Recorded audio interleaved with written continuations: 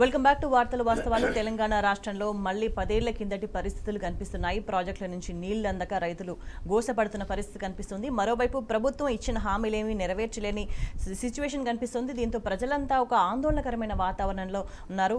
వాళ్ళు ఆలోచన చేస్తున్నారు, అన్ని గమనిస్తున్నారు. ఈ నేపథ్యంలో ఇవాళ రాజకీయ పరిణామాలకు సంబంధించి మనం మాట్లాడదాం. ఇవాళ చర్చలో జాయిన్ అవుతున్నారు బీఆర్ఎస్ నుంచి మన క్రిషాంక్, అదేవిధంగా ఓ నరసింహారెడ్డి గారు, పొలిటికల్ అనలిస్ట్. గుడ్ మార్నింగ్ అండి. ముందుగా క్రిషాంక్, అంటే నిజంగా ఎక్కడ చూసినా రోజుకోటి ఏదో ఒకటి 10 ఏళ్ల కిందటి పరిస్థితులు, రాష్ట్రం ఏర్పడక ముందు నాటి పరిస్థితులు కనిపిస్తున్నాయి. ఈ డైలీ జరుగుతున్న ఈ పరిణామాలను ఎట్లా అర్థం చేసుకోవాలి? అంటే ఒకటి స్వేచ్ఛ గారు, మీరు గమనిస్తే గవర్నెన్స్ అనేది ఒక రెగ్యులర్ సైకిల్. ఒక పనులు మొదలు పెట్టుకున్నప్పుడు ఒక ప్రభుత్వం ఒక ప్రణాళిక తీసుకున్నప్పుడు దాని కంటిన్యూషన్ ఆన్గోయింగ్ ప్రాసెస్ అనేది ఉండాలి. దాని ఆ దృష్టికోణంలో పోకుండా ఒకవేళ అంటే ఇప్పుడు ఉదాహరణకు మిషన్ భగీరథ ప్రోగ్రామ్ ఉన్నది.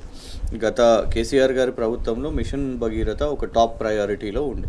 ఇప్పుడు ఈ ప్రభుత్వం ఇంకా దాని విషయం మీద కూడా ఇంకా చేపట్టలేదు, ఎలాంటి కార్యక్రమాలు చేపట్టలేదు, ఇరిగేషన్ విషయం మీద దృష్టి పెడతలేరు, ఎంతసేపు నెగిటివ్ కోణంలో పోతున్నారు. కాబట్టి ఇట్లాంటి ఆన్గోయింగ్ వర్క్స్కి హాల్ట్ అయితే ఇవాళ రైతులకు, ఉదాహరణకు ఇవాళ వ్యవసాయం అనేది ఒక రెగ్యులర్ సైకిల్. అది ఎలక్షన్స్ ఉన్నా లేకపోయినా, ఎలక్షన్స్ వాటి షెడ్యూల్స్ వేరేగా ఉన్నా కూడా వ్యవసాయానికి ఒక షెడ్యూల్ ఉంటుంది, అది సీజన్ ప్రకారం ఉంటుంది. ఇవాళ మీరు గమనించండి, రైతు బంధు డిలే అయింది.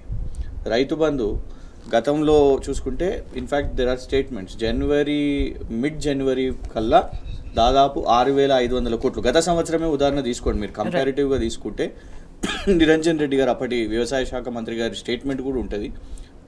దాదాపు 6,500 కోట్లు విడుదల జనవరి 17 వరకు జరిగిపోయింది పూర్తిగా.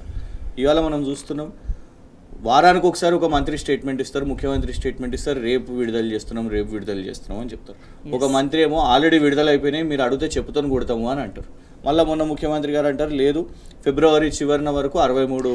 అంటే అంతకు మొన్నటి దాకా కూడా ఎప్పుడు కూడా వ్యవసాయానికి సంబంధించి పలానా ఇబ్బంది వచ్చింది అని మాట్లాడుకోలేదు ఈ 10 ఏళ్లలో కూడా. ఎగ్జాక్ట్లీ, ఎందుకంటే వన్స్ ఒక్కసారి రైతు బంధు మొదలైనాక ఒక స్టేట్మెంట్ వస్తుండే కేసీఆర్ గారి నుంచి, అధికారులకు ఒక అనౌన్స్మెంట్ వెళ్తుండే, నేరుగా SMS ద్వారా అందరి అకౌంట్లలో డబ్బులు పడ్డట్టు స్టేట్మెంట్ అయిపోతుండే అక్కడికి. కానీ ఇక్కడ ఇప్పుడు చూడండి, రేపు ఎలక్షన్ కూడా ఒకవేళ వచ్చింది అనుకోండి ఫిబ్రవరి వరకు, అప్పుడు ఆగిపోయే పరిస్థితి మళ్ళీ కూడా కనబడుతుంది. నేను దీన్ని ఎందుకు రిలేట్ చేస్తున్నాను అంటే, సైమల్టేనియస్లీ ఇప్పుడు నీటి విడుదల కూడా ఎక్కడికక్కడ జరగాలి. ఇప్పుడు పంట మళ్ళీ వేసుకునే సమయం వచ్చింది కాబట్టి మళ్ళా ప్రజాప్రతినిధులు రిక్వెస్ట్లు పెట్టడము, మీరు గమనిస్తే దాదాపు ఒక 25 రోజుల ముందు హరీష్ రావు గారు రిక్వెస్ట్ పెట్టారు మంత్రులకు, నీటి విడుదల చేయండి ఊర్లలో వ్యవసాయం చేసుకోవడానికి. అంటే అట్లాంటి పరిస్థితి రావద్దు. ఎక్కడికక్కడ ఎప్పటికప్పుడు పంట ఎప్పుడు వేసుకోబోతున్నారు అని దాని ముందు ప్రభుత్వానికి ఒక ప్రణాళిక ఉండాలి. కాంగ్రెస్ ప్రభుత్వం ఏం చేయాలంటే, ఎప్పుడు రైతు బంధు రిలీజ్ కావాలి, ఎప్పుడు నీటి విడుదల చేయాలి, రేపు మళ్ళీ విద్యుత్ కోతలను మనం ఇవన్నీ కూడా చూస్తున్నాం. సో ఇవన్నీ కూడా మళ్ళా మీరు అన్నట్టు 2014 కంటే ముందు అనే పరిస్థితులు కనబడుతున్నాయి ఆల్రెడీ ఇప్పుడే. అంటే ఇట్లాంటి విజువల్స్, నెర్రలు బారిన మాగాణం, కేసీఆర్ గారి ప్రభుత్వంలో ఇది కనబడకుండా పచ్చని పొలాలు మనకు కనబడ్డాయి. మళ్ళీ పాత దిశగా వెళ్తున్నామని అంటే నిజంగా బాధ. రైట్, నరసింహారెడ్డి గారు, అంటే నీళ్ళ అవైలబిలిటీ ఉన్నా కూడా తప్పు గత ప్రభుత్వం మీద ఏదో నెట్టేయడానికి, గత ప్రభుత్వం ఏదో వైఫల్యం చెందిందని చూపించడానికి నీళ్ళని ఉన్నా కూడా ఇవ్వకుండా అడ్డుపడి వ్యవసాయాన్ని ఇబ్బంది పెడుతున్న పరిస్థితి కనిపిస్తుంది. ఎట్లా చూస్తారు దీన్ని? అంటే వాస్తవానికి ఏంటంటే, ఇప్పుడు కాంగ్రెస్ ప్రభుత్వము ప్రాధాన్యత క్రమాలు నిర్ణయించుకోవాలి. ఇంకా వాళ్ళ అంతర్గత కుమ్ములాటలు, కొట్లాటలు, మంత్రి పదవులు 6 ఎవరికి ఇవ్వాలి, ఇంకా ఎమ్మెల్సీలు ఎట్లా ఇవ్వాలి, ఎట్లా ఇది చేసుకోవాలనే దాని మీద ఎక్కువ కాన్సన్ట్రేషన్ మనకు కనిపిస్తుంది. గత ప్రభుత్వం చేసిన అన్నీ తప్పే, మేమే ఒప్పులు చేస్తామనే దాంట్లో ఎక్కువ ఆ నెగటివ్ థాట్లో పోతున్నారు. అన్నీ కూడా ప్రాజెక్టులన్నీ వేస్ట్, ప్రాజెక్టులంతా మొత్తం అవినీతి ఉంది. కాబట్టి ఇప్పుడు ఆ అవినీతికి దీనికి నీళ్లకు లింక్ పెట్టేసి అది ఎక్స్పోజ్ చేయడానికంటే ఎక్కువ బదనాం చేద్దాం రాష్ట్ర ప్రభుత్వం. నీళ్లకు సంబంధించి నేనేమన్నా ప్రాధాన్యత క్రమం నిర్ణయించుకోండి. పరిపాలన అధికారంలోకి వచ్చినారు, కేసీఆర్ గారు 2014 అధికారం రాగానే ఒక ప్రాధాన్యత క్రమం చెప్పినారు. ఈ టర్మ్లో వ్యవసాయానికి సంబంధించి కంప్లీట్గా వ్యవసాయానికి కావాల్సిన అన్నీ కూడా నేను నెరవేరుస్తానన్నాడు. అది ఉచిత కరెంటు కావచ్చు, రైతు బంధు కావచ్చు, మిగతా ఏవైనా కావచ్చు, ఎరువులు సక్రమైన పంపిణీ కావచ్చు, ఇవన్నీ కూడా ధాన్యం కొనుగోలు కావచ్చు, వరి, కంది, పెసర అన్ని ధాన్యాలు కూడా కేసీఆర్ ప్రభుత్వం కొన్నది. రైతులకు ఇబ్బంది కలగకుండా చేయడం, వ్యవసాయ ప్రాధాన్యత క్రమంలో అన్ని వ్యవసాయం చుట్టూ తిరిగినాయి. బడ్జెట్ మొత్తం కూడా ప్రాజెక్టులు కట్టడం కావచ్చు, కరెంట్ ఇవ్వడం కావచ్చు, ఇవన్నీ కూడా మీరు బడ్జెట్ ఎలకేషన్స్ కూడా ఆ విధంగా అవుతాయి. కాబట్టి ఇప్పుడు నేనేమంటున్నా, ప్రభుత్వం ఫస్ట్ మీరు ప్రాధాన్యత క్రమాన్ని నిర్ణయించుకోండి. ఊకే జంపు చేయకండి. అదొక మాట, ఇదొక మాట, తెల్లారిది ఒక మాట, ఎక్కడ పడితే అక్కడ మాట్లాడటమే కాదు. ఇంతకు నీళ్ళు ఎందుకు రావట్లేదు, ముఖ్యమంత్రి గారు సమీక్ష చేయండి. ఇరిగేషన్ శాఖ ఉత్తమ్ కుమార్ రెడ్డి గారు మీరు సమీక్ష చేయండి. నాగార్జున సాగర్కి సంబంధించి ఎంత ఘోరం అంటే వీళ్ళు చేసేది, అసలు ఏం ఆలోచిస్తున్నారో కూడా ఇంతవరకు అయితే నాకైతే అర్థం కావట్లేదు, ప్రజలకు అసలే అర్థం కావట్లేదు. గెలిచానన్న ఆనందము ఎదుటివాని మీద బురద చల్లటం తప్పితే, ఇప్పుడు కేఆర్ఎన్బికి ప్రాజెక్టులు అప్పగిస్తామని అంటున్నారు. అప్పగిస్తామని ఒక మాట అంటారు, ఆల్రెడీ మీటింగ్కు పోయినారు, సంతకాలు పెట్టినారు. సెక్రటరీస్ అనేమో పేపర్లలో వచ్చింది, అన్ని దినపత్రికలలో వచ్చింది. 17 జనవరి నాడు పోయి సంతకాలు పెట్టినని. నిన్న ముఖ్యమంత్రి గారు సమీక్ష చేస్తూ మిగతా వాళ్ళు చేస్తే ఏమంటారు, లేదేమీ అప్పగించడం లేదు, ఎట్టి పరిస్థితులు అప్పగించమంటున్నారు. ఎందుకు ఈ కన్ఫ్యూజన్? ఒక మీరు క్లారిటీగా చెప్పండి. మీరు కేఆర్ఎన్బికి అప్పగించదలుచుకుంటే ఎందుకు అప్పగిస్తారు, అప్పగించదలుచుకోకపోతే ఎందుకు అప్పగించరు? ఇది స్పష్టంగా ఇంతకుముందు గత ప్రభుత్వం స్టాండ్ తీసుకుంది కేఆర్ఎన్బికి సంబంధించి.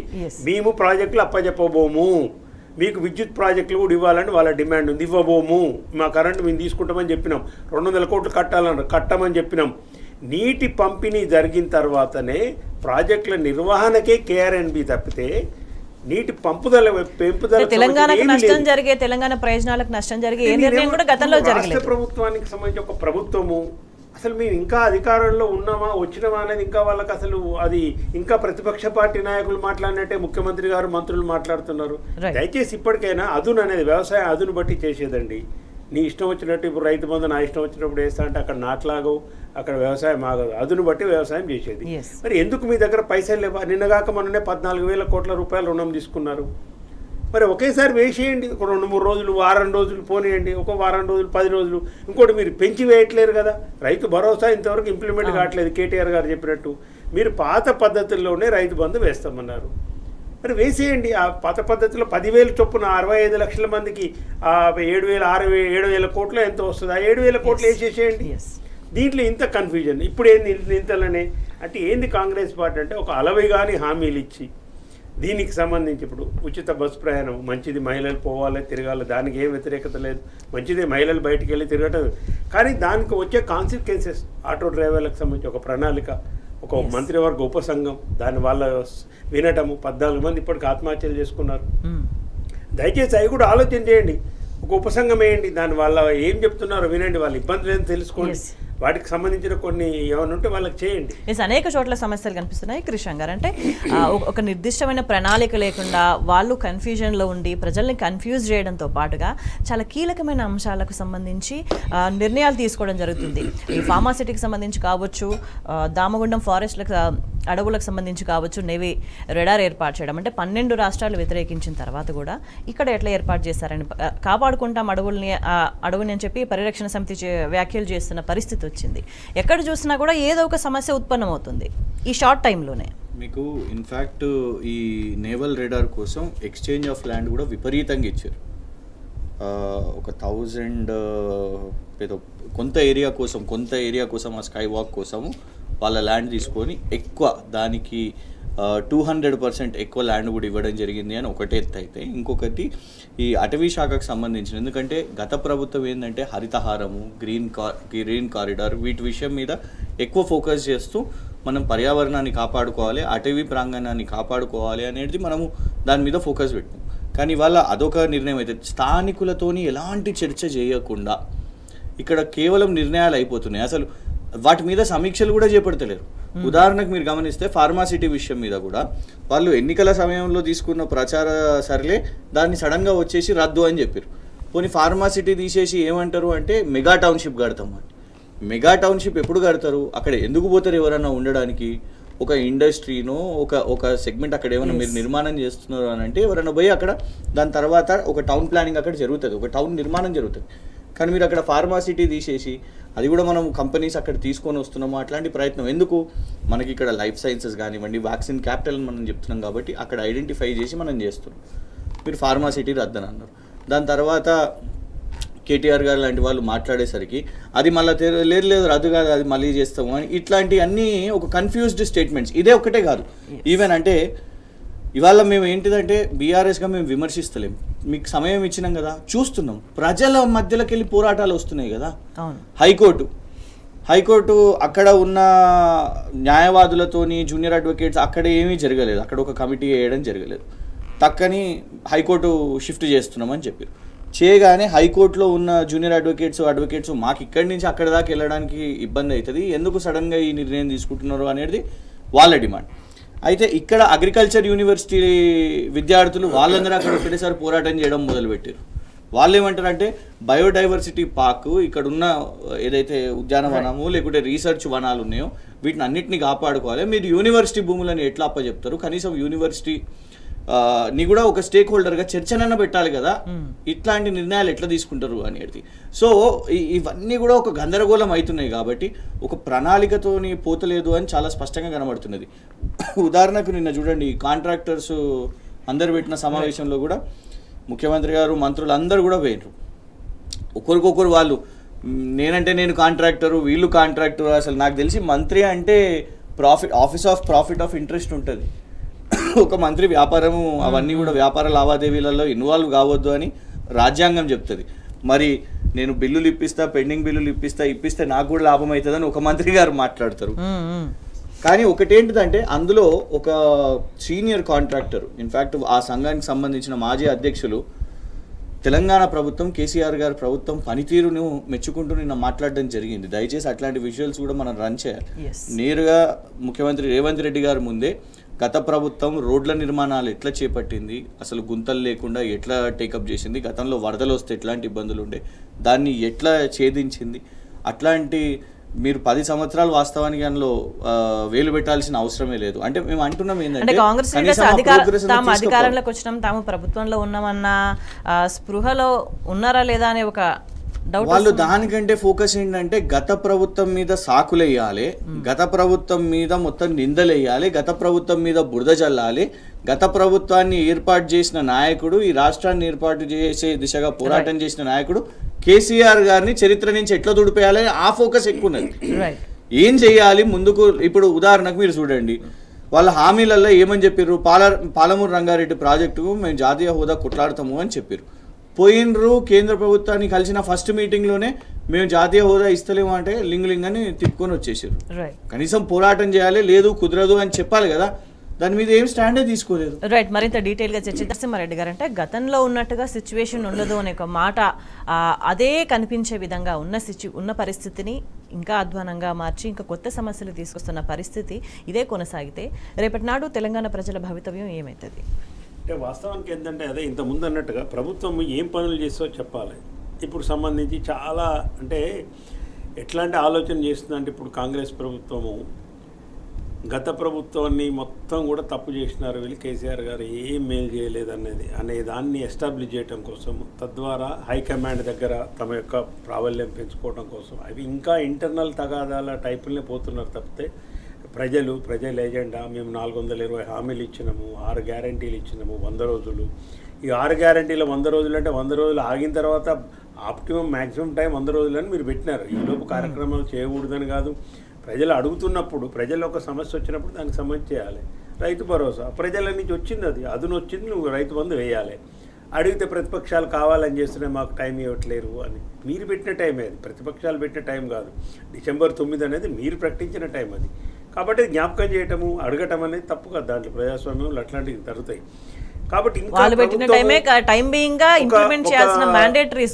ఒక భవిష్యత్తు మేము ప్రజలకు ఇన్ని హామీలు ఇచ్చడం అనే ఏదైతే జాగ్రత్తగా ఉండాలో, అప్రమత్తంగా ఉండి దానికి సంబంధించి ఫైనాన్స్ ఎట్లా మొబిలైజ్ చేసుకోవాలి, ఆరోపణలు పక్కన పెట్టండి. అయిపోయింది, మీకు అధికారంలోకి వచ్చినారు, మీరు ప్రజలు మిమ్మల్ని నమ్మినారు, అధికారం ఇచ్చినారు.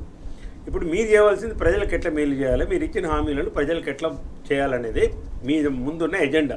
ఇది తప్పితే వేరేది మీరు మాట్లాడితే అది ప్రజలు కూడా మంచి సమంజసంగా భావించరు.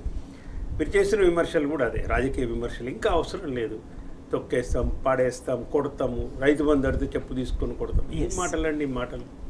ఇప్పుడు డెమోక్రసీలో మీరు అధికారంలోకి వచ్చిన ప్రజాస్వామ్యం, ప్రజలు ఎన్నుకున్న ప్రభుత్వము. రైతు బంధు అడిగితే తప్ప, నువ్వు వేసినాయి 2 ఎకరాలకు వేసినాయి 700 కోట్లు 600 కోట్లు వేసాడు. ఇంతవరకు రావాల్సిన 6,000 కోట్లు ఉన్నాయి. ఇంకా లక్షల మందికి రైతు బంధు రావాలి. ఎక్కడో నల్గొండలో అడితే కోమటిరెడ్డి వెంకరెడ్డి గారు మంత్రిగా ఉండి ఆ మాట మాట్లాడడం సమంజసమైన? మీరు మెయింటైన్ చేస్తున్న లాలూచి పడుతున్న యూట్యూబర్లు ఎట్లా మాట్లాడుతున్నారో ఇవాళ మంత్రులు కూడా అదే విధంగా వాళ్ళ చెప్పుల్ని అడుగులేసి మీరు మాట్లాడుతున్నారు. ఎందుకు కొడతారు చెప్పండి? దేనికి కొడతారు? ఇంకొకటి, ఈ రాజకీయ అంశాలకు ఎక్కువ ప్రాధాన్యత ఇస్తున్నారు అనడానికి ఈ రాష్ట్రంలో, తెలంగాణ రాష్ట్రంలో ఈనాడు జరుగుతున్న అవిశ్వాస తీర్మానాలు, దేనికి అవిశ్వాసం తీర్మానాలు పెడుతున్నారు చెప్పండి? ఇప్పుడు మున్సిపాలిటీ ఇంకా 5-6 నెలల ఎన్నికలు ఉండొచ్చు. ఆల్రెడీ వ్యవసాయ పరపతి కేంద్రాలలో, సహాయ కేంద్రాలలో కూడా మీరు అవిశ్వాస తీర్మానాలు పెడుతున్నారు. ఎవరు పెడుతున్నారు? పోనీ కాంగ్రెస్ పార్టీ అధికారంలోకి రావాలి, దించాలని మేము పెడుతున్నామంటే రాజకీయంగా ఒప్పుకుందాం. మరి కాంగ్రెస్ పార్టీ, బీజేపీ కలిసి అవిశ్వాసం పెట్టడం ఏంది? ఇది తెలంగాణ ప్రజలు ఎట్లా అర్థం చేసుకోవాలి దీన్ని? ఇలా జరిగిన వరుసగా నిన్న జరిగిన నల్గొండ జిల్లాలో, మా జిల్లా కాబట్టి చెప్తున్నాం, కోదాడు కానీ, నేడిజర్ల కానీ, మిగతా అన్నిటిల్లో ఇచ్చిన నోటీస్ అన్నిటిలో మీరు సంతకాలతో సహా పేపర్లో వచ్చిన మీరు చూడండి, కాంగ్రెస్ పార్టీకి ఉన్న కౌన్సిలర్లు ప్లస్ బీజేపీకి ఉన్న కౌన్సిలర్లు కలిపి అధికారంలో ఉన్న టీఆర్ఎస్ పార్టీ చైర్మన్ల మీద అవిశ్వాసం. సరే, కొన్ని చోట్ల అవుతున్నాయి, కొన్ని చోట్ల వీగిపోతున్నాయి. ఏం తెలియజేసుకున్నారు మీరు అంటే? ఒక కక్ష రాజకీయాలు, ఒక కక్ష సాధింపు రాజకీయాలు, ఒక రివెంజ్ పాలిటిక్స్, ఇవి కాదు కావాల్సింది ప్రజలకు. ప్రజల అధికారం దీనికోసం ఇవ్వాలి మిమ్మల్ని. ఒక ఆయన అంటాడు 39 ముక్కలు చేస్తా అంటాడు, ఒక ఆయన 49 ముక్కలు చేస్తా అంటాడు, 100 మీటర్లు పాతి పెడతాం. అధికారం ఇచ్చింది పార్టీలను చీల్చడానికి కాదు మీకు. బీఆర్ఎస్ పార్టీని చీల్చమని, బీఆర్ఎస్ పార్టీని తొక్కమని, బీఆర్ఎస్ పార్టీని 100 మీటర్లు, అది సాధ్యపడే అంశం కూడా కాదు. కానీ ఇప్పుడు మీరు ఇదే కాంగ్రెస్ పార్టీ స్వేచ్ఛ గారు, బీజేపీ కాంగ్రెస్ ముక్తు భారత్ అని తీసుకుంటే మాతో సహా అందరం విమర్శించారు ఇక్కడ కూర్చున్న వాళ్ళని. అట్లా ఒక పార్టీని ముక్తు చేయటం అనేది అటు సమంజసం కాదు. ఈ స్లోగన్ తప్పని బీజేపీని పార్టీని విమర్శించడం, అది అన్నది కాంగ్రెస్ పార్టీని అయినా మేము కూడా విమర్శించడం. కానీ ఈరోజు మీరేం చేస్తున్నారు? నామరూపాలు లేకుండా చేస్తాం, అది చేస్తాం, ఇది చేస్తాం. అందుకే ఎమ్మటే ఇప్పుడు ఒక రియాక్షన్కి ఎమ్మటే యాక్షన్కి ఒక పొలిటికల్ రియాక్షన్ వస్తుంది. ఏమన్నారు మంత్రులు, మాజీ మంత్రులు అందరూ ఏమన్నారు? నీ బాస్ తరం కూడా కాలేదు. ఇప్పుడు కాంగ్రెస్ నాయకుల బాసు రాజశేఖర రెడ్డి తరము కాలేదు బీఆర్ఎస్ పార్టీ పెట్టినప్పుడు, అప్పుడు టీఆర్ఎస్ పార్టీ పెట్టినప్పుడు. చంద్రబాబు నాయుడు తరము కాలేదు 10 సంవత్సరాలలో, 2002 ఒకటి నుంచి చూసుకుంటే. మీ బాసుల తరమే కాలేదు, మరి నీ తరం ఏమైందయా రేవంత్ రెడ్డి అని వాళ్ళు కూడా అనవలసి వస్తుంది. ఇవన్నీ ఈ చర్చను కోరుకుంటున్నారా అని నా సందేహం. అసలు ఇలాంటి చర్చలే జరగాలి తెలంగాణలో. అసలు మా హామీల గురించి ప్రజలు పట్టించుకోవద్దు. ఈ రాజకీయంగా మొత్తం కూడా ఇట్లాంటి మాటలు అనేసి చర్చలు మొత్తం అటుడైవర్ట్ చేద్దామనే ప్లాన్లు ఏమన్నా ఉన్నారా? ఈ లోపు కోడ్ వస్తుంది. ఇప్పుడు కోడ్ వస్తుందని కిషన్ రెడ్డి గారే స్వయంగా ప్రకటించారు, ఫిబ్రవరి ఎండింగ్కి వస్తుంది. మరి మీరు తీయవలసిన, నేను హరీష్ రావు గారు మంచి మాట చెప్పి, మీరు తీయవలసిన జీవోలు ఇప్పుడు తీసేయరాదు. రుణమాఫీ చేస్తామన్నారు, జీవో తీసేయండి, తర్వాతనే చేయండి. 500 క్వింటాల్కి ఇస్తామని చెప్పినారు, ఎవరికి ధాన్యం మద్దతు ఇస్తే బోనస్ ఇస్తామన్నారు, ఓ జీవో తీసేయండి. ఎందుకు తీయట్లేరు? ప్లస్ కోర్టు అప్లికేషన్లు అని చెప్తారు, అన్నిటికీ ఒకటే దరఖాస్తు అంటారు. ఏమన్నా ఇప్పుడు చేసేటప్పుడు కనీసం మనం కూడా ఆలోచన చేయాలి. ప్రభుత్వంలో ఉన్న వాళ్ళు 1,000 మంది అప్లికేషన్లు పెడితే అన్నిటికీ ఒకటే పెట్టమంటారు. అవసరం లేని వాటికి కూడా దరఖాస్తులు పెట్టిస్తారు, పెన్షన్లకు దరఖాస్తులు పెట్టిస్తారు, వాటికి దరఖాస్తులు, ప్రతి దానికి దరఖాస్తు పెట్టిస్తారు. మీరు పెట్టిన డెడ్ లైన్ ఆ రోజు ముఖ్యమంత్రి గారు, ఉప ముఖ్యమంత్రి గారు మాట్లాడింది జనవరి 17, 6వ తారీఖు 7వ తారీఖు మీరు మొదలుపెట్టి 17వ తారీఖు వరకు మొత్తం డిజిటలైజ్ చేసి లిస్టు పెడతాము, లబ్ధిదారు లిస్ట్ అన్నారు. ఇవాళ ఏ తారీఖు అండి? ఇవాళ జనవరి అయిపోతుంది. ఆ రోజే చెప్పినాం మేము, అయ్యా ఇది ఎందుకు పెడుతున్నారో మీరు కాలయాపన కోసం అనే సందేహం వస్తుంది. ఎందుకంటే ఇంతకుముందు తెలంగాణలో ప్రాక్టీస్ లేదు. చేసుకున్నారు అవి రోడ్ల మీద, బ్రిడ్జిల మీద, ఎవరిని పడితే వాడి దగ్గర అప్లికేషన్లు, ఏడ పడితే ఆడ అప్లికేషన్లు దొరికి వాటిని చిందరవందరు చేసి అవమానపరిచే విధంగా మీరు లబ్ధిదారులను ఎంపికను చేస్తున్నారని చెప్పినాం. ఇంతవరకు ఏమన్నా అయిందా? లేదు. దయచేసి మీరు వాటి మీద దృష్టి పెట్టండి. ప్రజలకు సంబంధించి మీరు అప్లికేషన్లు తీసుకున్నారు, వాటిని త్వరగా అయ్యేటట్టు చూడండి, లబ్ధిదారులను ఎంపిక చేయండి. లబ్ధిదారులను ఎంపిక చేయరు. పాత పద్ధతులు ఇస్తామన్న రైతు బంధు ఇవ్వరు, పెన్షన్లు ఆపేశారు. 4,000 పెన్షన్లకు ఎందుకు అప్లికేషన్లు అంటే కూడా వినరు. అందరికి ఇచ్చేయండి, 4,000 కొట్టేసేయండి, ఒక జీవో తీసి కొట్టేసేయండి. ఏది చూసినా పని అయితే ముందుకు సాగిన పరిస్థితి. కృష్ణ గారు, అంటే బాహాటంగా కాంగ్రెస్ బీజేపీ తమ స్నేహబంధాన్ని చూపిస్తూనే ఉన్నాయి గత కొంతకాలం నుంచి కూడా. మరోవైపు అంటే బీఆర్ఎస్ని ఏదో చేస్తామని చెప్పేసి లీడర్లను కూడా విద్వేషపూరితమైన వ్యాఖ్యలు చేయడము. బీఆర్ఎస్ చాలా అప్రమత్తంగా ఉంది, ఒక వ్యూహంతో ముందుకెళ్తుంది, తప్పులన్నీ పునః సమీక్ష చేసుకుంటుంది, కరెక్షన్ చేసుకుని ముందుకెళ్లాలని భావిస్తుంది. అంటే ఈ సందర్భంలో ఎట్లా చూస్తారు ఈ పరిస్థితిని? అంటే ఒకటి, కేసీఆర్ గారి పార్టీకి బలం ప్రజలు. ఇప్పుడు చూస్తున్నది కూడా అంతా ప్రజలే. ఎందుకు అంటే ఈ ప్రభుత్వం ఏర్పడ్డ డే 1 నుంచి మీరు చూడండి, మొత్తం స్టంట్లు, యూటర్న్లే. ఫస్ట్ ముఖ్యమంత్రి రేవంత్ గారు ప్రమాణ స్వీకారం తీసుకున్న రోజు చేసిన స్టంట్ ఏంది? ముల్లె కంచెలను తెంపేసినాం అనే ప్రచారం. అక్కడికి వెళ్ళే నెగిటివ్ అజెండా కేసీఆర్ గారి మీద ఎట్లా బురద జల్లాలి అని నంబర్ 1 ఆడికెళ్ళే స్టార్ట్ అయింది. అందరు ప్రజలు సోషల్ మీడియాలలో ఏమని చెప్పారు? ఈ కంచెలు పెట్టింది నీ టైంలోనే, మీ కాంగ్రెస్ ప్రభుత్వమే ఈ కంచెలన్నీ ఏర్పాటు చేసింది ఇక్కడ అనేది నంబర్ 1. నంబర్ 2 ఏం చేసిరు వాళ్ళ కాంగ్రెస్ వాళ్ళు? కేసీఆర్ గారి శిలాపలకాల మీద బురద జల్లడం, కేసీఆర్ గారి ఫోటోలు ఎక్కడైనా కనబడితే దాన్ని పలగొట్టడం. నంబర్ 2 అక్కడికి వెళ్ళి స్టార్ట్ చేసాం. ఆ తర్వాత మళ్ళీ ఏంది? మేము ప్రగతి భవన్ని ఆసుపత్రి కడతాము, మేము ప్రగతి భవన్ని ఆసుపత్రిగా మార్చేస్తాము అనేది ఇవన్నీ వాళ్ళు ప్రచారం చేసుకున్నారు. ఏమైంది? ఆఖరికి వాళ్ళ ప్రభుత్వంలో ఉన్న ఉప ముఖ్యమంత్రి గారే అందులోకి ఎంటర్ అయ్యారు. నంబర్ 2 ప్రజా దర్బార్ చేస్తాం, ముఖ్యమంత్రి గారు కలుస్తారు, గతంలో కేసీఆర్ గారు కలవలేదు అని అంటే ఒకటే రోజు నాకు తెలిసి ఇవాళ వరకు రేవంత్ రెడ్డి గారు పోయింది ప్రజా దర్బార్కి ఒకటే రోజు. మళ్ళా దేనికి పోయినరు? యూటర్న్ ప్రజావాణి కార్యక్రమానికి పోయినరు. ప్రజావాణి గతంలో కూడా కేసీఆర్ గారి ప్రభుత్వంలోనే మొదలైంది. కలెక్టర్లు ఎక్కడికక్కడ వాళ్ళు కలుస్తుండే సమస్యలను పరిష్కరిస్తారు. సంబంధించి కూడా అదే పరిస్థితి ఉన్నది. అదే అయితే ఎట్లా యూటర్న్స్ మీరు గమనించండి. మళ్ళా అప్పుడు ఏమని ప్రచారం చేసిర్రు? బంగారం బాత్రూమ్లు, బుల్లెట్ ప్రూఫ్లు, మొత్తం ప్రగతి భవన్లు ఇట్లున్నాయని. మొన్న ఏమైంది? ఒక టెండర్ వేసారు, దానికి దోమలు ఎంటర్ అవుతున్నాయంట. మస్కిటో మెష్లు మొత్తము టెండర్ అక్కడ ప్రగతి భవన్కి వాళ్ళు అంటున్న ప్రజాభవన్కి వేయాలి. బుల్లెట్ ప్రూఫ్లు ఉంటే మరి దోమలు ఎడికెళ్ళి ఎంటర్ అవుతాయి, మస్కిటో మెష్లు ఎందుకు అవసరం అవుతాయి అని ఇది అడిగారు. నాకు కాన్వాయిలు వద్దు, నాకు కొత్త వాహనాలే వద్దు అని రేవంత్ గారు ఇంకొక స్టంట్ స్టేట్మెంట్ ఇచ్చారు. అసలు ట్రాఫికే ఆపకండి నా కోసం, ఎక్కడ పోయినా నేను సామాన్యులాగా పోతా అని చెప్పారు. ఆ తర్వాత ఏమైంది? కొత్త నల్ల వాహనాలు కాన్వాయిలు వచ్చినాయి, ట్రాఫిక్ ఎక్కడికక్కడ ఆపే అందరూ వీడియోలు చేస్తున్నారు. ఇంకొక యూటర్న్. ఇట్లా 1కి 2 అసలు ఈ ఢిల్లీ పర్యటనలు, ఎమ్మెల్సీలు నిర్ణయాలు చేయాలన్నా ఢిల్లీకే, మంత్రులను నిర్ణయాలు చేయాలన్నా ఢిల్లీకే, ఏదన్నా కార్పొరేషన్లు కావాలన్నా రేపు మళ్ళా ఢిల్లీకే. ఇవి మనం గమనించినాం. తర్వాత ఏమని చెప్పారు? ఇంకోటి టీఎస్పీఎస్సీ అనేది రాజకీయ పునరావాసం కావద్దు అని స్టేట్మెంట్ ఇచ్చారు. మళ్ళా దాంట్లో కూడా యూటర్న్. ఎందుకు? గతంలో టీడీపీలో పనిచేసిన వాళ్ళు, బీజేపీలో పనిచేసిన వాళ్ళు, కాంగ్రెస్లో చేసిన వాళ్ళు అందులో సభ్యులు అయిన పరిస్థితి అలా అది కూడా చూసినాం. ఇంకా విచిత్రం, మీరు అన్నారు కదా బీజేపీతో ఎంత మంచిగున్నదో, అది కూడా ఇంట్లో గమనించారు. ఎందుకు? శ్రవణ్ దాసోజు గారు ఉద్యమకారునిగా కేసీఆర్ గారు వారికి అవకాశం ఇవ్వాలి, బీసీ వ్యక్తి కాబట్టి వారికి ఇవ్వాలి అనేది పేరు పెడితే రాజకీయ నాయకుడు అని చెప్పేసి వారి పేరు కట్ ఆఫ్ అయిపోతుంది. కానీ ఇప్పుడు ఇద్దరు, కోదండరామ్ గారు ఒక పార్టీ అధ్యక్షులు, ఆమిర్ అలీ ఖాన్ గారు కూడా వైఎస్ఆర్సీపీలో గతంలో చేరారు. వారు 2014లో రాజకీయ నేపథ్యం ఉండే. అట్లాంటి వాళ్ళకి మాత్రం ఇమీడియట్ గా రాజకీయ వైఖరికి సంబంధించి కూడా మరింత చర్చిద్దాం. కాంగ్రెస్ బీజేపీ దోస్తీకి కొనసాగింపు. దానికంటే ముందు యూటర్న్ల పర్వం చూడండి. ఇంకా ఏమని చెప్పారు? డెడ్ లైన్లు ఇచ్చారు. డిసెంబర్ 9వ తారీఖున రుణమాఫీ చేసేస్తాం, మా ప్రభుత్వం వస్తుంది అని చెప్పారు. అందరు పోయి రుణాలు తీసుకోండి అని చెప్పారు. డిసెంబర్ 9 అయిపోయింది కదా, మరి రుణమాఫీ చేసిరా?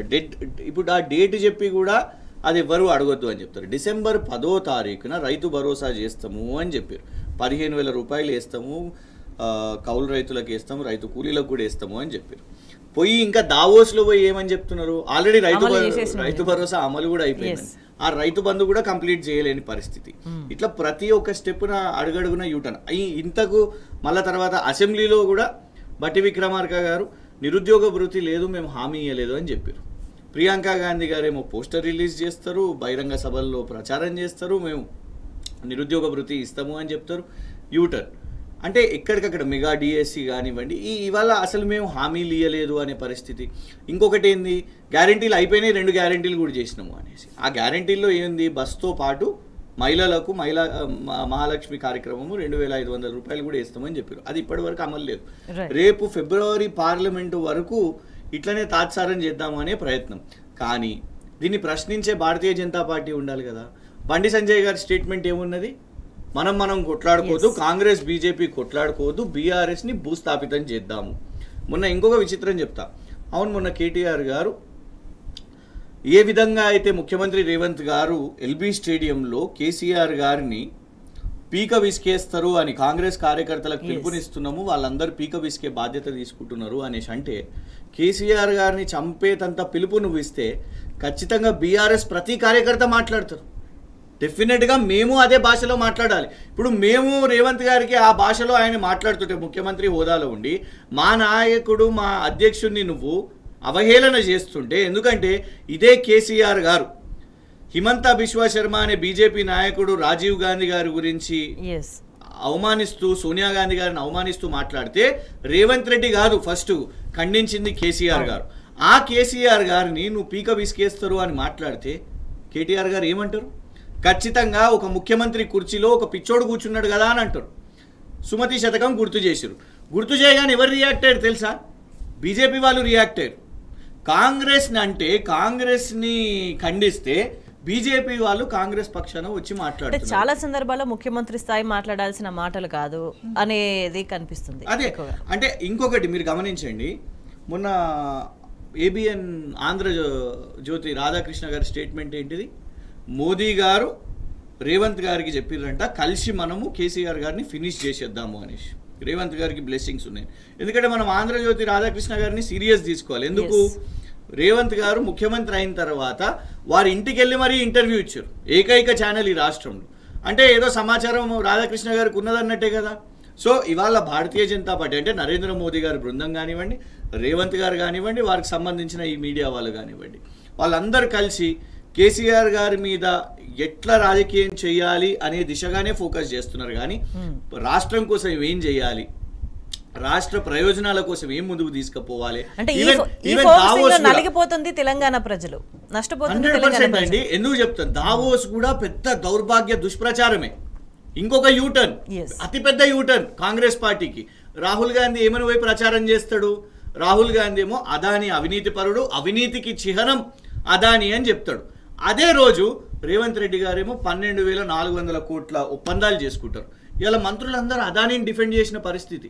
రాహుల్ గాంధీ గారి ప్రశ్న ఉండే, అదానీని అంటే ఈ బీజేపీ ఎందుకు డిఫెండ్ చేస్తుంది అబ్బా అని.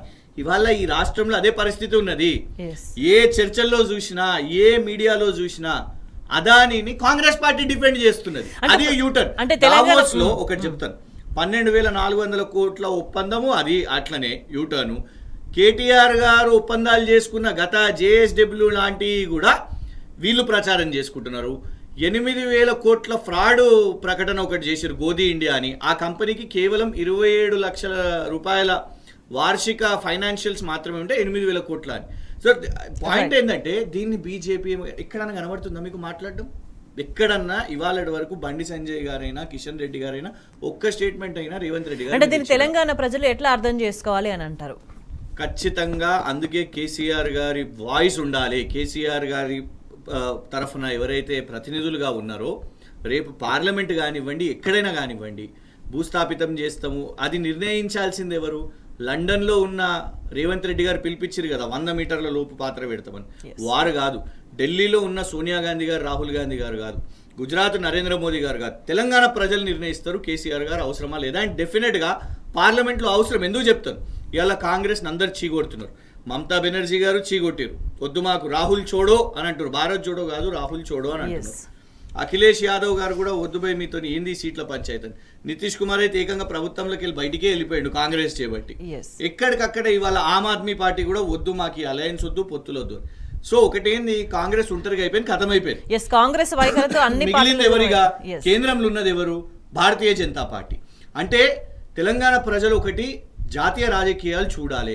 కాంగ్రెస్కి ఓటేస్తే వేస్టే. ఎందుకు? కాంగ్రెస్కి ఓటు ఎందుకు వేయాలి? పోరాటం చేయడానికి వేయాలి. ఎవరి మీద? కేంద్రం మీద, భారతీయ జనతా పార్టీ మీద. రేవంత్ గారికి లాస్ట్ టైం వేసిరండి, ఏం పోరాటం చేసిండు చెప్పండి? 5 సార్లు మల్కాజ్గిరి పార్లమెంట్ వైపు రాలేదు. వాళ్ళు పోరాటమే చేయలేదు. కోమటిరెడ్డి వెంకటరెడ్డి గారు పోరాటం చేసిరా? మొత్తం కాంగ్రెస్ ఎంపీలు రాహుల్ గాంధీ కోసం ధర్నా చేస్తుంటే కోమటిరెడ్డి పోయి నరేంద్ర మోదీ గారిని, అమిత్ షా గారిని కలిసిరు. అట్లాంటి వాళ్ళు కావాలన్నా, లేదు ప్రశ్నించే కేసీఆర్ గారి బృందం కావాలన్నా రేపు ఖచ్చితంగా ఇది గమనించాల్సిన అవసరం ఉంది తెలంగాణ ప్రజలు. ఎస్ నరసింహారెడ్డి గారు, అంటే పార్లమెంట్ ఎలక్షన్స్ ముందు ఉన్నాయి, అయినా కూడా ఈ ఫ్రెండ్షిప్ అనేది కనిపిస్తుంది కాంగ్రెస్ బీజేపీది. అంటే కాంగ్రెస్ గవర్నమెంట్ ప్రస్తుతం తెలంగాణకు సంబంధించి ఏ విధంగా వ్యవహరించాల్సిన అవసరం కనిపిస్తుంది? అంటే వాస్తవానికి ఏంటంటే ఇప్పుడు బీజేపీ, ఈ జాతీయ పార్టీలుగా చెప్పుకుంటున్న బీజేపీ కావచ్చు, కాంగ్రెస్ కానీ, వీళ్ళకు ఒక మూల సూత్రీకరణ సిద్ధాంతం ఉంది. ఈ రెండు పార్టీలకు మీరు దేశం మొత్తం మీద ఎక్కడ చూసినా, ఎక్కడైతే ప్రాంతీయ పార్టీలు బలంగా ఉండి అస్తిత్వ పోరాటాల ద్వారా వచ్చిన పార్టీలు ఏమున్నా కానీ, అస్సాం గణ పరిషత్ కావచ్చు, ఇంకోటి కావచ్చు, తమిళనాడులో అస్తిత్వం కోసం, ద్రావిడ సంస్కృతి కోసం పోట్లాడుతున్న పార్టీలు కావచ్చు, తెలంగాణలో టీఆర్ఎస్ ఇప్పుడున్న బీఆర్ఎస్ కావచ్చు, ఇవి పోరాటంలో ఉన్నప్పుడు ప్రత్యర్థులుగా ఉన్నప్పుడు ఏం చేశారంటే ఈ రెండు ఏకమవుతాయి. అది ఒక్క తెలంగాణలో కాదు, దేశం మొత్తం మీద కూడా ఉంటాయి. వీళ్ళకి ఏంటంటే ప్రాంతీయ పార్టీలను గొంతు విసికి చంపేయాలి, తర్వాత మనం చూసుకుందాం. అంటే ఈ రెండు పార్టీలు, కాంగ్రెస్ పార్టీ సిద్ధాంతము, బీజేపీ పార్టీ సిద్ధాంతము, సిద్ధాంత రీత్యానే వాళ్ళు ప్రాంతీయ పార్టీలకు వ్యతిరేకం. ఇది సూత్రీకరణ. అది ఎక్కడైనా మీరు అప్లై చేసుకోవచ్చు. ఎక్కడ చూసినా కానీ వీళ్ళిద్దరు కొట్లాడే దగ్గర ఇంకొక ప్రాంతీయ పార్టీ వస్తే ఒప్పుకోరు. ఇప్పుడు రాజస్థాన్లో కానీ, మధ్యప్రదేశ్లో కానీ, మిగతా దగ్గర ఎక్కడైనా కానీ అణిచివేయాలని చూస్తారు. కాబట్టి ఇప్పుడు కాంగ్రెస్ పార్టీ అధికారంలో అంటే ఆ ప్రాంత ప్రయోజనాలు కాపాడబడినప్పుడు ఖచ్చితంగా వస్తాయి. నేను అదే అంటున్నాను, మీరు అలా అణిచివేయడానికి ప్రయత్నం చేస్తే ఇంకా అస్తిత్వ పోరాటాలు పెద్ద ఎత్తున చాలా శాస్త్రీయంగా వచ్చి ఈ రెండు పార్టీలను కూడా అధికారంలోకి రాకుండా ఖతం చేసే కార్యక్రమం ప్రజలు నిర్ణయాలు తీసుకుంటారు. ఇప్పుడు లోక్సభ రిలవెన్స్ మీరు చూడండి, ఆల్రెడీ కొన్ని పుకార్లు వస్తున్నాయి. సికింద్రాబాద్లో అభ్యర్థులను, బలహీనమైన అభ్యర్థులను పెడుతున్నారు అని. ఇవన్నీ ఇంతకుముందు జరిగిన మాట వాస్తవం. ఇవన్నీ కాంగ్రెస్ బీజేపీ మధ్య జరిగిన మాట వాస్తవం. బలమైన ప్రాంతీయ పార్టీ, బలమైన అస్తిత్వ పోరాటాల ద్వారా వచ్చిన పార్టీలు అధికారంలో ఉన్నప్పుడు, బలంగా ఉన్నప్పుడు ఈ రెండు జాతీయ పార్టీలు దాన్ని అణిచివేయడానికి చూస్తాయి. ఏ ఎన్నికలనైనా అదే జరుగుతుంది. నేను ఇంతకుముందు చెప్పినట్టుగా మీకు ఏం అవసరం ఇవ్వాలి అవిశ్వాస తీర్మానంలో కాంగ్రెస్ పార్టీతో మీరు పోవాల్సిన అవసరం ఏముంది చెప్పండి. బీజేపీ నాయకులు బండి సంజయ్ గారు, కిషన్ రెడ్డి గారు మీరు జవాబు చెప్పండి దయచేసి.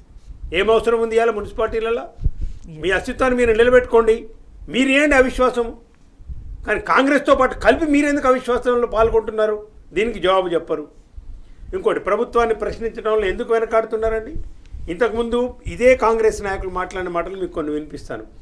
కేసీఆర్ గారు కొట్లాడకపోవడం ద్వారా కేంద్రంలో బీజేపీతో కుమ్ముక్కైపోయింది కేసీఆర్ గారు, అందుకే పాలమూరు రంగారెడ్డికి జాతీయ హోదా రాలేదని వీళ్ళే చెప్పినారు. కొన్ని నెలల పాటు ఈ బీటీం మాట్లాడారు, బీటీం అని. ఇప్పుడు మీరు పోయినారు కదా, మీరు ఏం చేసిండ్రు? కేసీఆర్ ఏమో కొట్లాడండి, మీరేం చేసిండ్రు? దానికి తెర వేసిండ్రు. జాతీయ హోదా ఇవ్వము అని ఆయన అన్నాడు. ఇవ్వరంట పోయి ఇక అయిపోయింది, జాతీయ హోదా లేదుగా, ఏదో 60% ఇస్తాం, 30% ఇస్తాం అన్నాడు. అంటే జాతీయ హోదా అనేది పాలమూరు రంగారెడ్డికి జాతీయ హోదా అనే చాప్టర్ని మీరు క్లోజ్ చేసేసిండ్రు. ఇక ఎవరు మాట్లాడేది లేదు దాని మీద, ఆల్రెడీ చెప్పేసిండు బట్టి విక్రమార్క గారు. ఇట్లా మీరు ఏం చేస్తున్నారు? కేంద్రం నుంచి రావాల్సిన నిధులు, కేంద్రం నుంచి నిధులు రావాల్సిన మాట్లాడారు. గవర్నర్ గారి యాటిట్యూడ్ చూడండి ఎంత ఘోరం అండి. నిజంగా ప్రజాస్వామ్యంలో తలదించుకోవాల్సిన పరిస్థితి గవర్నర్ గారు చేసిన చర్యలు. రాజకీయ నేపథ్యం ఉంటే నేను సంతకం పెట్టాను అన్నారు, సంతోషం. మరి మీరు చేసిన చర్యలే ఉన్నాయి మేడం. మసూదనాచారి గారు రాజకీయ నేపథ్యం లేదా? మరి ఎట్లా సంతకం పెట్టినారు? అంతకుముందు కౌశిక్ రెడ్డి వద్దని మసూదనాచారిని పంపితే సంతకం పెట్టారు కదా. అంటే కేంద్రం నుంచి అలా హోంశాఖ నుంచి గవర్నర్ గారికి ఆదేశాలు వస్తే కోదండరామ్ గారిది మిగతాది సరి చేసినారు, ఒప్పుకున్నారు మీరు. గవర్నర్ గారు మాట్లాడే తీరు, నియంతృత్వం, ప్రజాపాలన, అప్పుడే మనం విమర్శించిన రాజకీయ స్పీచ్లు మాట్లాడొద్దు. టీవీ డిస్కషన్స్లో కూడా గవర్నర్ గారు లాస్ట్కి పాల్గొండ్రి, ప్రెస్ మీట్లు పెట్టిరి, రాజకీయ విమర్శలు చేస్తారు. ఇప్పుడు వస్తే కూడా అదే పద్ధతిలో ప్రజాస్వామ్య వ్యతిరేక చర్యలకు పూనుకుంటే గవర్నర్ గారు ఆ విధంగా బీజేపీ పాలనలో గవర్నర్ల వ్యవస్థను ఉపయోగించుకొని దాదాపు 8 రాష్ట్రాలను మీరు పరిపాలనలో దాంట్లో ఎఫెక్ట్ అయింది కాంగ్రెస్ పార్టీ కూడా ఉంది కదా, అది మర్చిపోయారు. ఇలా కేరళ గవర్నర్ గారు ధర్నా చేసిన ఏంటంటే రోడ్ల మీద కూర్చొని మీరు విమర్శించారా? మీ కూటమిలో ఉంది కదా సిపిఎం పార్టీ, మరి ఎక్కడ రేవంత్ రెడ్డి ఎక్కడ ఖండించాడు? ఇక్కడ చూసినా కూడా కాంగ్రెస్ యాక్టివిటీ, కాంగ్రెస్ వైఖరి పట్ల అనేక సందేహాలు వ్యక్తమవుతున్న పరిస్థితి కనిపిస్తుంది. అంటే ప్రజలకు అవసరమైన అంశాలకు సంబంధించిన చర్చ కాకుండా కేవలం రాజకీయ చర్చ మాత్రమే నడుస్తుందా? ప్రతిపక్ష వాళ్ళ దీన్ని పోషించాలి కదా పాత్రను, ఎందుకు పోషించడం లేరు బీజేపీ అంటే అనుమానాలు వస్తున్నాయి. అంటే ఇప్పుడు కొంతమంది సోషల్ మీడియాలో నిన్న మనం కూడా చూస్తున్నాం, కాంగ్రెస్ బీజేపీ ఒకటే దాంట్లో ఎవరు నమ్ముతారా లేదా అనేది ప్రశ్న కాదు. ఇక్కడ చర్యలు ఎటువైపుగా దారితీస్తున్నాయి అనేది మనం ఆ వైఖరి ఏంటని మనం అడుగుతున్నాం. ఏదేమైనా ప్రజలు అన్ని గమనిస్తున్నారు. ఏ ప్రాంత ప్రజల ప్రయోజనాలు ప్రభుత్వాలు కాపాడాల్సిన అవసరం ఉంది. అట్లా జరగని పక్షంలో ప్రజలు దానికి సంబంధించి తగిన బుద్ధి చెప్తారన్న అభిప్రాయం వ్యక్తమవుతుంది. చర్చలో పాల్గొన్న కృషాంక్ గారికి, నరసింహారెడ్డి గారికి ధన్యవాదాలు. That's all for now. Stay tuned.